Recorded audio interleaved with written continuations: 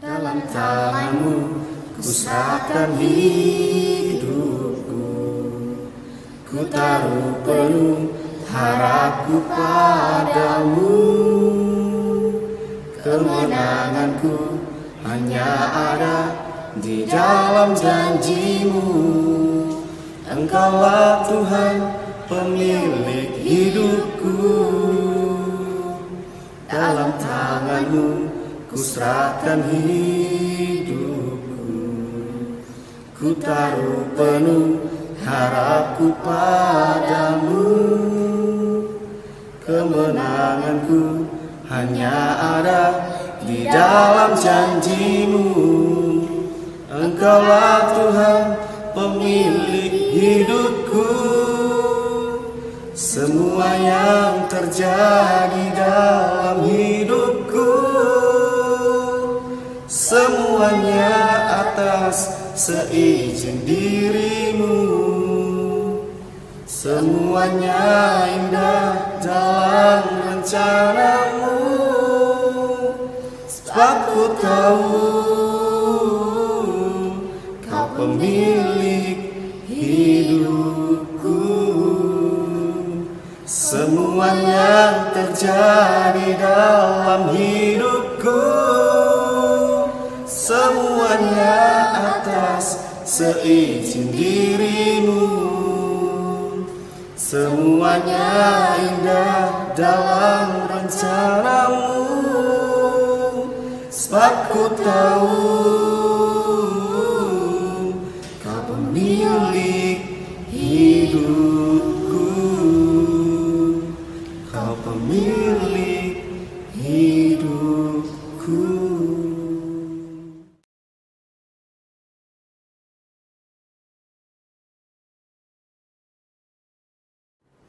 Terima kasih untuk keluarga Suprapto atas puji-pujiannya. Tuhan Yesus memberkati. Bapak Ibu, saudara-saudari yang dikasihi Tuhan, kita akan masuk dalam pelayanan firman Tuhan. Namun sebelumnya, mari kita siapkan bacaan kita yang terambil dari Kisah Para Rasul pasal 10 ayat 34 sampai 43.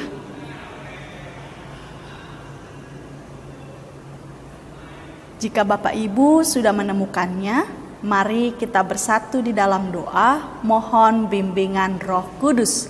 Kita berdoa. Tuhan Allah Bapa kami yang bertahta dalam kerajaan surga, dengan penuh syukur Tuhan kami kembali datang ke dalam hadirat-Mu. Kami mengucap syukur untuk hari-hari yang telah Tuhan perkenankan dalam kehidupan kami.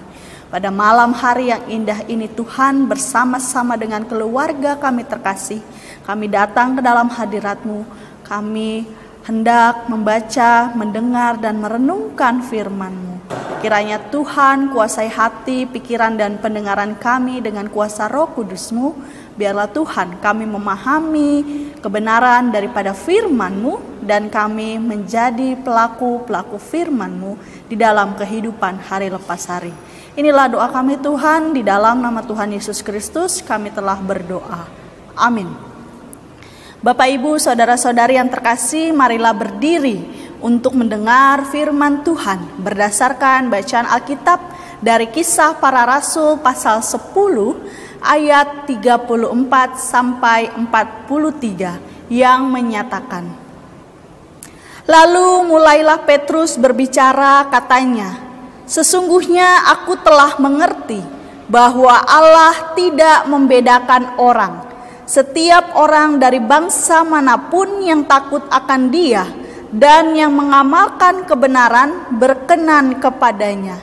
Itulah firman yang Ia suruh sampaikan kepada orang-orang Israel, yaitu firman yang memberitakan damai sejahtera oleh Yesus Kristus yang adalah Tuhan dari semua orang. Kamu tahu tentang segala sesuatu yang terjadi di seluruh tanah Yudea, mulai dari Galilea sesudah baptisan yang diberitakan oleh Yohanes, yaitu tentang Yesus dari Nazaret, bagaimana Allah mengurapi Dia dengan Roh Kudus dan kuat kuasa, Dia yang berjalan berkeliling sambil berbuat baik dan menyembuhkan semua orang yang dikuasai iblis, sebab Allah menyertai dia. Dan kami adalah saksi dari segala sesuatu yang diperbuatnya di tanah Yudea maupun di Yerusalem, dan mereka telah membunuh dia dan menggantung dia pada kayu salib. Yesus itu telah dibangkitkan Allah pada hari yang ketiga, dan Allah berkenan bahwa ia menampakkan dirinya bukan kepada seluruh bangsa, tetapi kepada saksi-saksi yang sebelumnya telah ditunjuk oleh Allah, yaitu kepada kami yang telah makan dan minum bersama-sama dengan dia setelah ia bangkit dari antara orang mati. Dan ia telah menugaskan kami memberitakan kepada seluruh bangsa dan bersaksi bahwa dialah yang ditentukan Allah menjadi hakim atas orang-orang hidup dan orang-orang mati. Tentang dialah semua nabi bersaksi bahwa barang siapa percaya kepadanya, ia akan mendapat pengampunan dosa oleh karena namanya.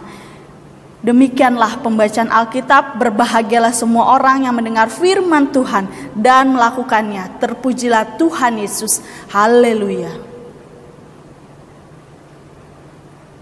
Silakan duduk.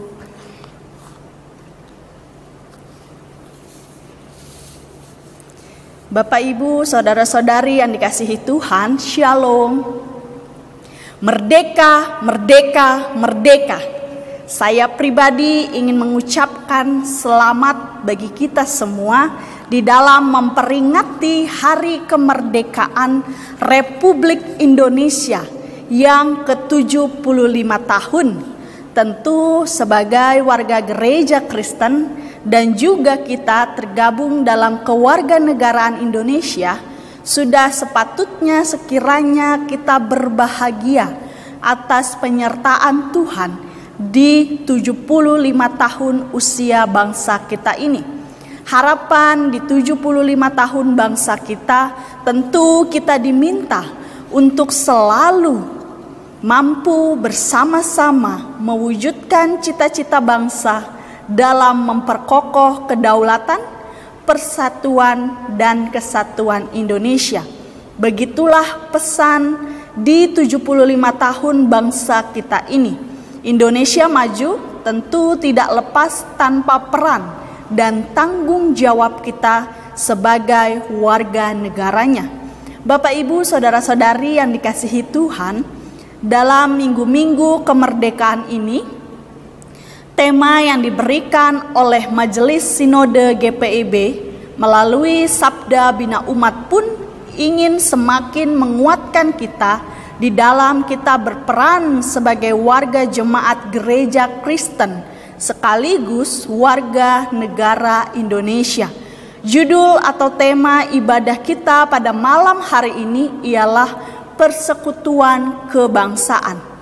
Dimulai dari perjalanan panjang kisah yang tertulis di kitab Kisah Para Rasul ini, diyakini bahwa kitab ini sangat kaya dengan beragam informasi tentang dinamika perjalanan panjang gereja-gereja sejak awal dibentuk hingga saat ini.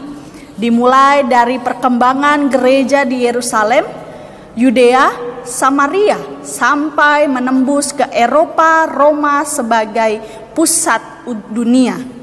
Kisah Para Rasul pasalnya yang ke-10 ini secara teologis, gereja dijadikan atau menjadi suatu tonggak penting dalam perjalanan panjang sejarah gereja. Terkhusus ketika gereja mulai menerima bangsa-bangsa lain untuk terlibat di dalamnya. Gereja mulai mau dan memaknai sedikit demi sedikit apa itu arti persatuan. Tonggak ini dimulai dari pertemuan dan interaksi orang di dalam gereja yang berlatar belakang non-Yahudi dengan orang Yahudi. Karena sebelumnya tampak ada jurang pemisah antara gereja yang diduduki oleh orang Yahudi dan non-Yahudi. Simon Petrus dan Kornelius sebagai tokoh utama di dalam pasal ini. Keduanya merupakan seorang yang dengan latar belakang yang berbeda. Simon Petrus yang adalah seorang Yahudi, namun telah dipanggil oleh Yesus sebagai muridnya. Dan Kornelius yang adalah seorang perwira pasukan Romawi yang berasal dari seorang bukan Yahudi. Perjumpaan antara Petrus dan Kornelius ketika Kornelius mengundang Petrus untuk datang ke rumahnya. Lalu datanglah Petrus ke rumah Kornelius dan disitulah Kornelius menantikan kehadiran Petrus. Sesudah mereka saling bersapa, lalu Petrus berkata kepada Kornelius dan orang yang ada di rumahnya itu. Petrus berkata bahwa betapa kerasnya larangan bagi seorang Yahudi untuk bergaul dengan orang-orang bukan Yahudi atau masuk ke rumah mereka, seperti yang tertulis dalam ayat 28. Karena itu hukumnya adalah najis dan tidak tahir. Namun Bapak Ibu, Petrus berkata lagi bahwa Allah telah mengajarinya bahwa tidak boleh mengatakan najis dan tidak tahir ketika Petrus berkunjung ke orang bukan Yahudi. Itu sebabnya Petrus mau menerima panggilan dari Kornelius, seorang bukan Yahudi, untuk berkunjung ke rumahnya. Pengajaran yang didapatkan Petrus itu ketika dia sebelumnya sempat menginap di rumah Simon, seorang penyamak kulit yang tinggal di tepi laut. Tentu ini sangat najis dan tidak tahir juga, tetapi Allah memberikannya pengajaran di sana. Bapak Ibu, saudara-saudari yang dikasihi Tuhan, apa dan bagaimana pengajaran Allah itu bagi Petrus pada saat itu? Dalam ayat 34c sampai 35, Petrus berkata bahwa Allah tidak membedakan orang. Setiap orang dari bangsa manapun yang takut akan Dia dan yang mengamalkan kebenaran berkenan kepadanya. Hal yang dirasakan oleh Petrus ini merupakan sebuah pengalaman spiritualitasnya, Bapak Ibu. Begitupun dengan Paulus. Dia juga seorang yang mengalami pertobatan dengan pemahaman barunya. Bahkan dia sempat berefleksi tentang aniaya yang dilakukannya bagi pengikut Kristus, sama saja seperti dia sedang menganiaya Allah. Karena apa yang dia menganiaya? Karena dia tidak mengerti perbedaan yang ada. Dia selalu berpikir bahwa perbedaan itu tidak baik, menghargai itu tidak baik. Tetapi Bapak Ibu, Allah mengajarinya untuk dapat menghargai perbedaan, bahkan untuk dapat mencintai perbedaan dengan mencintai banyak orang, walaupun berbeda latar belakang bangsa dan agamanya. Apa yang disampaikan oleh Petrus dan Paulus bukanlah hal yang sekedar hayalan Bapak Ibu. Allah membuktikan apa yang dikatakannya dalam ayat ke-34 dengan mengutus anaknya Yesus Kristus. Dalam ayat 38 dapat kita lihat bahwa Allah mengurapi Yesus dengan Roh Kudus dan kuat kuasa. Yesus berjalan berkeliling sambil berbuat baik dan menyembuhkan semua orang. Para muridnya lah menjadi saksi utama dalam perjalanan Yesus yang pada akhirnya para kaum rabi Yahudi memvonis untuk menyalibkan Yesus. Namun apakah Yesus mati begitu saja? Tentu Dia bangkit untuk membuktikan kuasanya yang besar itu. Hal itu kita maknai sebagai Allah yang peduli, setia, dan penuh kuasa kepada kita, tanpa membeda-bedakan siapapun kita. Bapak Ibu, saudara-saudari yang dikasihi Tuhan, Kisah dalam pasal ini tentu membuka pikiran kita sebagai orang Kristen yang sekaligus bertempat tinggal di negara Indonesia dengan keberagaman suku dan agama yang ada. Pluralitas yang ada di tengah-tengah kehidupan bangsa kita tentu menjadi tantangan tersendiri bagi kita. Masih banyak saat ini fenomena kegaduhan yang terjadi mengatasnamakan latar belakang suku atau bahkan agama, menyebabkan bangsa kita ini dapat hancur. Jika ini terjadi terus-menerus begitu saja, pemerintah tidak akan dapat untuk mempertahankan keutuhan bangsa dengan sendirinya.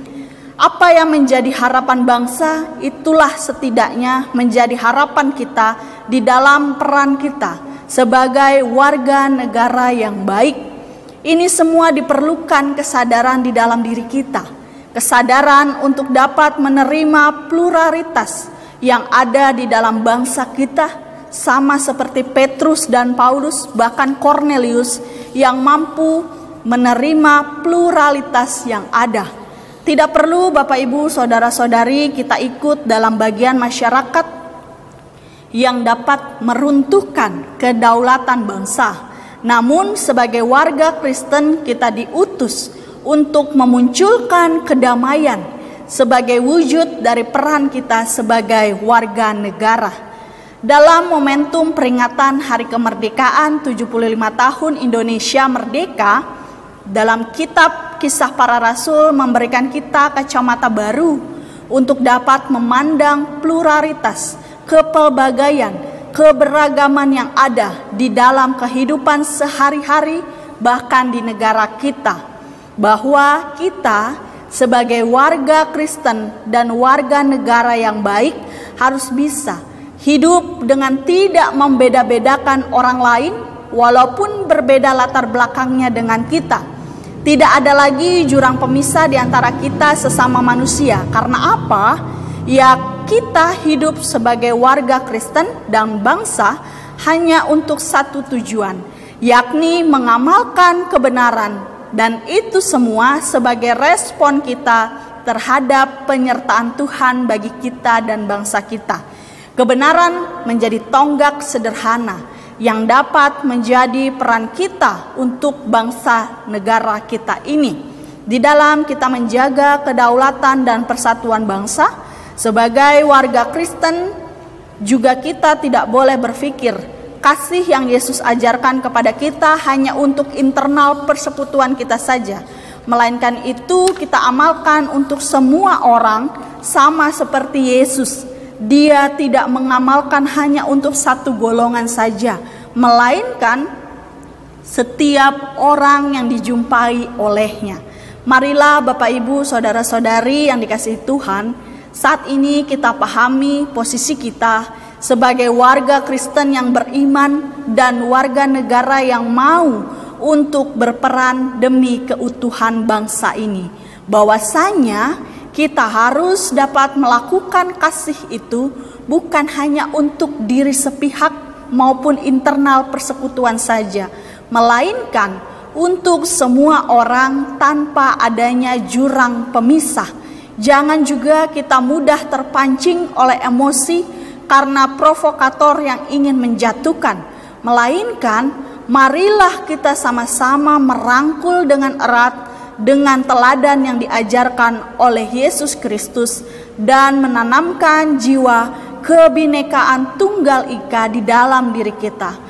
Maka itulah yang akan membentuk persekutuan kebangsaan di tengah-tengah kehidupan kita. Tuhan memberkati. Amin.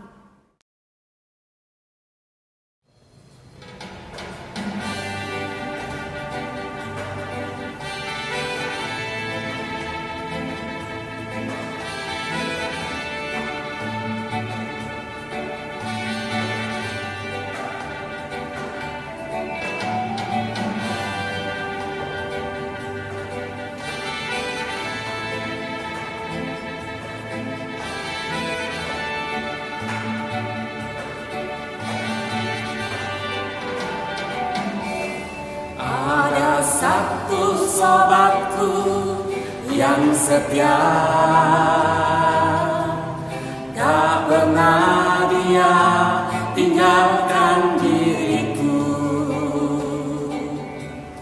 Di waktu aku susah, waktuku sendirian, dia selalu menemani diriku. Namanya Yesus, namanya Yesus, nama Yesus yang menghibur hatiku. Namanya Yesus, namanya Yesus, nama Yesus yang menghibur hatiku.